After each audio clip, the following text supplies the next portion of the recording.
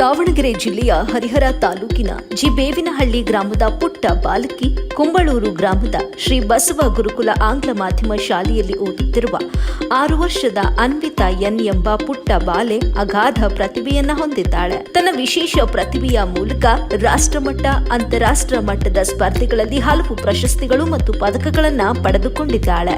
2023ರಲ್ಲಿ ಕನ್ನಡ ಮತ್ತು ಸಂಸ್ಕೃತ ಇಲಾಖೆಯಿಂದ ಆಯೋಜಿಸಿದ ರಾಜ್ಯ ಮಟ್ಟದ ಕರ್ನಾಟಕ ರಾಜ್ಯೋತ್ಸವ ಪ್ರಶಸ್ತಿಯನ್ನು ಕೂಡ ಪಡೆದುಕೊಂಡಿದ್ದಾಳೆ. ಈ ಬಹುಮುಖ ಪ್ರತಿಭೆ 2 ಕೈಯಲ್ಲೂ ಒಟ್ಟಿಗೆ ಬರೆಯುತ್ತಾಳೆ, ಕಣ್ಣು ಮುಚ್ಚಿಕೊಂಡು ಬರೆಯುತ್ತಾಳೆ. ವಾರದ ದಿನಗಳು, ವರ್ಷದ ತಿಂಗಳುಗಳು, ಕನ್ನಡ ಮತ್ತು ಇಂಗ್ಲಿಷ್ ವರ್ಣಮಾಲೆ ಇತರೆ ವಿಷಯಗಳನ್ನ ಸಾಮಾನ್ಯವಾಗಿ ಹೇಗೆ ಹೇಳುತ್ತಾರೋ ಹಾಗೆ ಉಲ್ಟಾ ಸಹ ಹೇಳುತ್ತಾಳೆ. ಭಾಷಣ, ಕಲೆ, ಚಿತ್ರಕಲೆ, ಭರತನಾಟ್ಯ, ಯೋಗ, ಹಾಡುಗಾರಿಕೆ, ಭಗವದ್ಗೀತೆ ಶ್ಲೋಕಗಳನ್ನ ನೋಡದೆಯೇ ಪಠಿಸುತ್ತಾಳೆ. ಹನುಮಾನ್ ಚಾಲಿಸ, ವಿಷ್ಣು ಸಹಸ್ರನಾಮ, ನೃತ್ಯ, ಕನ್ನಡ ವರ್ಣಮಾಲೆ, ಇಂಗ್ಲಿಷ್ ವರ್ಣಮಾಲೆ, ಹಿಂದಿ ವರ್ಣಮಾಲೆ ನೋಡದೆಯೇ ಹೇಳುತ್ತಾಳೆ ಮತ್ತು ಬರೆಯುತ್ತಾಳೆ. ರೋಮನ್ ಸಂಖ್ಯೆಗಳು 500ಕ್ಕೂ ಹೆಚ್ಚು ನೋಡದೆ ಹೇಳುತ್ತಾಳೆ ಮತ್ತು ಬರೆಯುತ್ತಾಳೆ. 20ಕ್ಕೂ ಅಧಿಕ ಗಣಕಯಂತ್ರದ ಭಾಗಗಳು, 20ಕ್ಕೂ ಅಧಿಕ ಇಂಗ್ಲಿಷ್ ಕ್ರಿಯಾಪದಗಳು, ಕಾಡು ಪ್ರಾಣಿಗಳು, ಸಾಕು ಪ್ರಾಣಿಗಳು, ಹಣ್ಣುಗಳು, ಬಣ್ಣಗಳು, ಆಕಾರಗಳು, ತರಕಾರಿಗಳು, ಸ್ವತಂತ್ರ ಹೋರಾಟಗಾರರ ಹೆಸರು ಹೇಳುತ್ತಾಳೆ. ರಾಜ್ಯದ 31 ಜಿಲ್ಲೆಗಳ ಹೆಸರನ್ನ ತಪ್ಪದೆ ಹೇಳುತ್ತಾಳೆ. ಕನ್ನಡ, ಇಂಗ್ಲಿಷ್, ಹಿಂದಿ 3 ಭಾಷೆಗಳಲ್ಲೂ 3ರಿಂದ 4 ಪದಗಳ ಉತ್ತಲೇಖನ ಹೇಳಿದ್ರೆ ಬರೆಯುತ್ತಾಳೆ. ಸರಳ ಕೂಡುವ ಮತ್ತು ಕಳೆಯುವ ಲೆಕ್ಕಗಳನ್ನ ಸ್ವತಂತ್ರವಾಗಿ ಮಾಡುತ್ತಾಳೆ. 25ಕ್ಕೂ ಅಧಿಕ ರಾಷ್ಟ್ರೀಯ ಲಾಂಛನಗಳನ್ನ ಇಂಗ್ಲಿಷ್ ಮತ್ತು ಕನ್ನಡದಲ್ಲಿ ಹೇಳುತ್ತಾಳೆ. 300ಕ್ಕೂ ಅಧಿಕ ಜನರಲ್ ಪ್ರಶ್ನೆಗಳಿಗೆ ಉತ್ತರಗಳನ್ನ ಹೇಳುತ್ತಾಳೆ. ರಾಜ್ಯ ಮತ್ತು ರಾಜಧಾನಿಗಳ ಹೆಸರನ್ನ ಸಹ ಬಲು ಸರಾಗವಾಗಿ ಹೇಳುತ್ತಾಳೆ. ಸ್ವತಂತ್ರ ಭಾರತದ ಪ್ರಧಾನಮಂತ್ರಿಗಳ ಹೆಸರನ್ನ ಹೇಳುತ್ತಾಳೆ. ಜ್ಞಾನಪೀಠ ಪ್ರಶಸ್ತಿ ಪುರಸ್ಕೃತರ ಹೆಸರು, ವರ್ಷ ಮತ್ತು ಕೃತಿಯ ಹೆಸರುಗಳನ್ನು ಕೂಡ ಸಲೀಸಾಗಿ ಹೇಳುತ್ತಾಳೆ.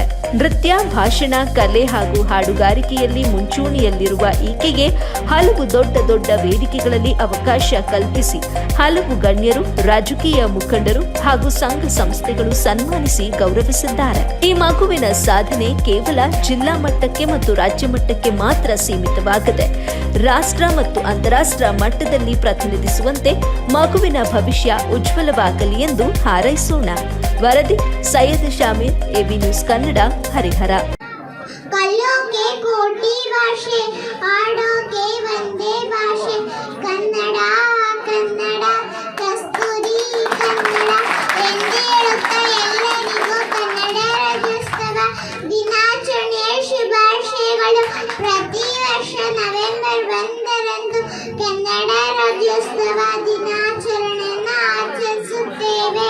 1973ಕ್ಕಿಂತ ಮುಂಚೆ ನಮ್ಮ ರಾಜ್ಯವನ್ನು ಮೈಸೂರೆಂದು ಕರೆಯುತ್ತಿದ್ದರು.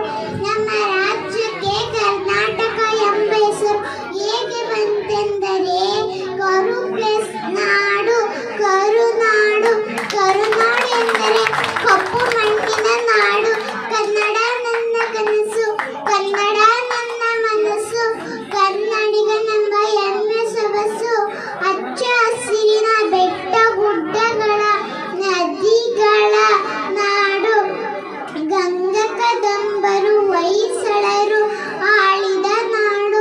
ಇಂತಹ ಭೂಮಿಯಲ್ಲಿ ಜನಿಸಿದ ನಾವೇ ಧನ್ಯರು. ಕನ್ನಡ ವರ್ಣಮಾಲೆಯಲ್ಲ, ಕಲಿತವರಿಗೆ ಅಮೃತ, ನೆನೆದವರಿಗೆ ನೆರಳು, ಅಂಧರಿಗೆ ದಾರಿ ದೀಪ.